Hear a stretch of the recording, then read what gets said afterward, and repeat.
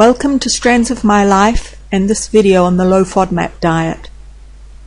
I've been on the low Fodmap diet for a couple of years now, and I really don't feel in the slightest deprived just because there are certain foods I can't eat without having a reaction to them. My family eats low Fodmap dinners alongside me, and you won't hear any complaints from them. I eat a wide variety of foods and find substitutes for anything on the no-go list. And today I'm going to go over a few of those replacements.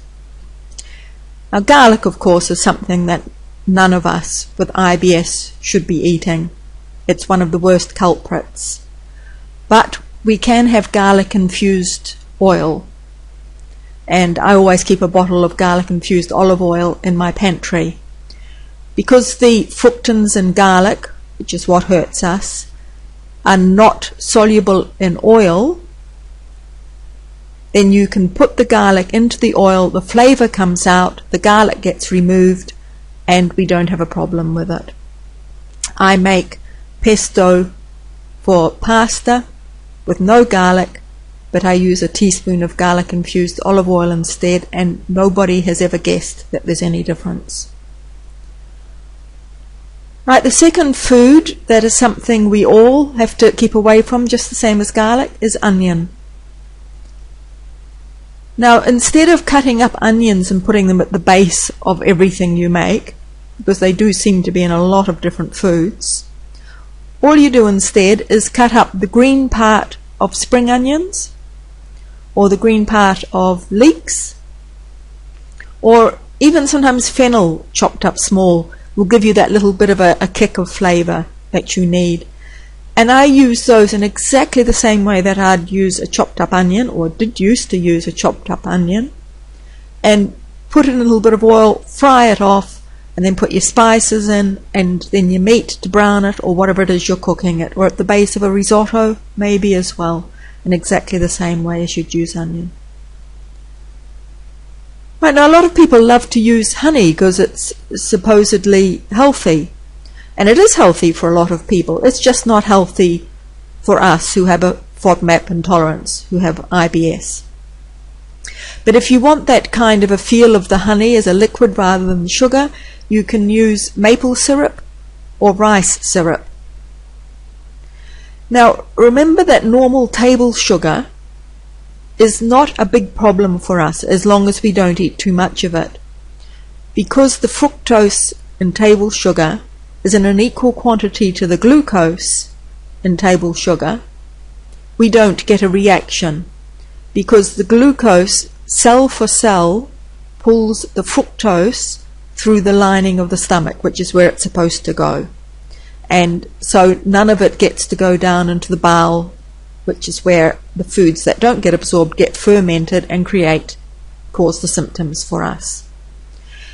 Now, you do have to be careful, because these glucose get a little bit tired of pulling all the fructose through the wall of the lining of the stomach and give up after a while. So don't overdo it at all.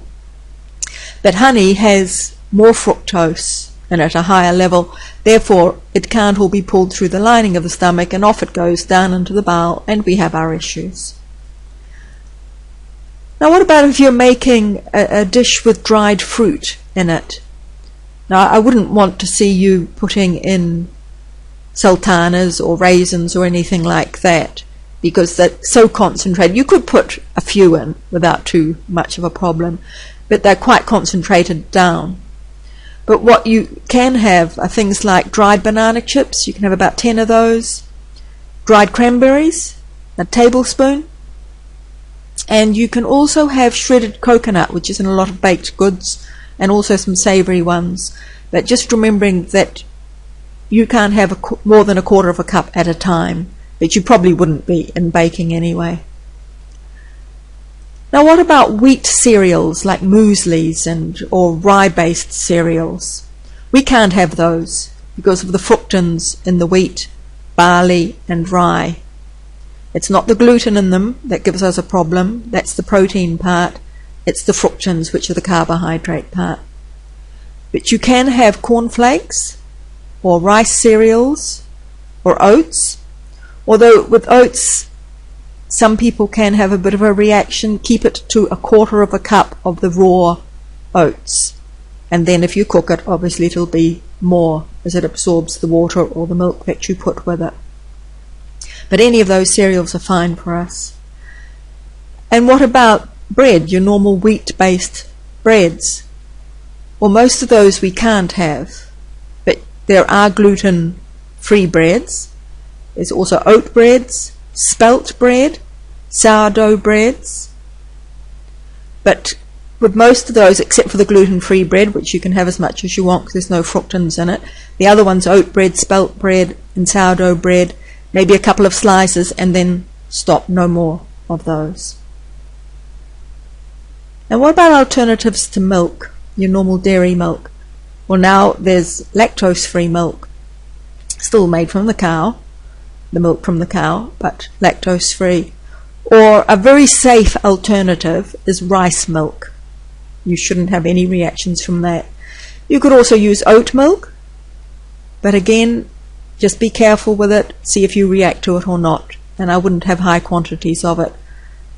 Soya milk, yes, as long as it's made from the protein of the soya bean. If it's made from the whole bean, then no, don't use it.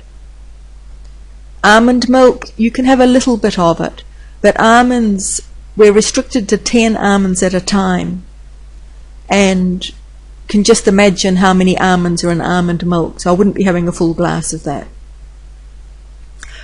What about cheeses?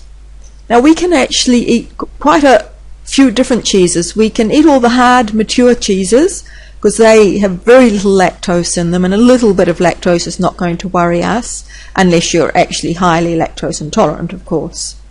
But if it's just the Fodmap issue with lactose, then don't worry about the lactose in hard cheeses. Similarly in butter, by the way. You can also have Brie, Camembert, cottage cheese, about 4 tablespoons of cottage cheese, 2 tablespoons of ricotta, mozzarella, half a cup of feta, and a couple of slices of halloumi. So that's a wide variety of cheeses that you can still eat.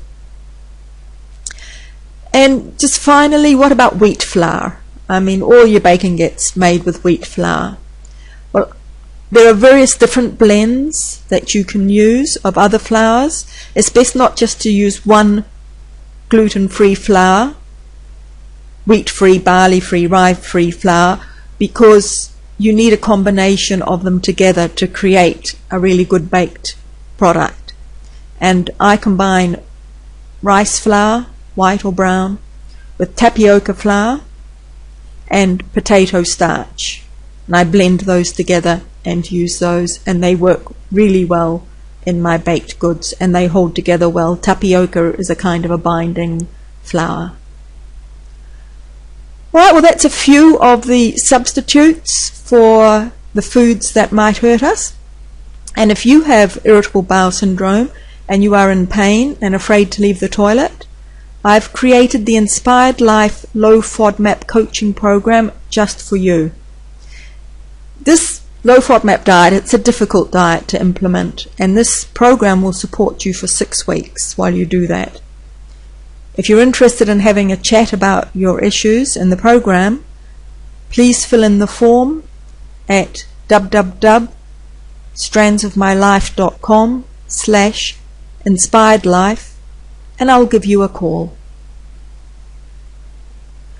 Right, thank you very much, and goodbye.